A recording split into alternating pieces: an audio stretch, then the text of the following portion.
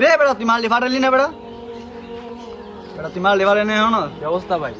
আলহামদুলিল্লাহ। আপনি কি অবস্থা ভাই? ভাই এনো আমার এক প্লে ভালো হয়েছেন ভাই। আচ্ছা সমস্যা নাই, আমার কাছে লেবার আছে, কুমনে বাড়িতে দেন লেগে আপনাদের সমস্যা নাই। আচ্ছা ভাই রে বেড়া তারেক বিকালে একটা কাজ আছে, একটা করে দিস। ঠিক আছে আচ্ছা যাইছি বেরাম বিকালে ওই হ্যাঁ কাম আর করতাম না, হেঁটে আলো না আজ হয়েছে রে আইসস নাকি তোরা? দেও না সব কাম করতেছি, দেও আমাকে কাম করে দাও।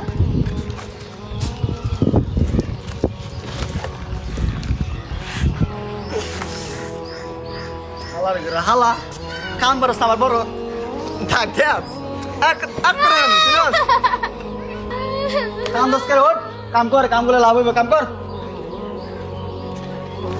থাক কান্দিস না আদা গরিব দেখে তেন না খাই, বড় লোক হইলে দুধ চান্দা খাইলাম মনে বুঝছস। কান্দিস না কাম করে খাইতে হইব। ওঠ, ওঠ।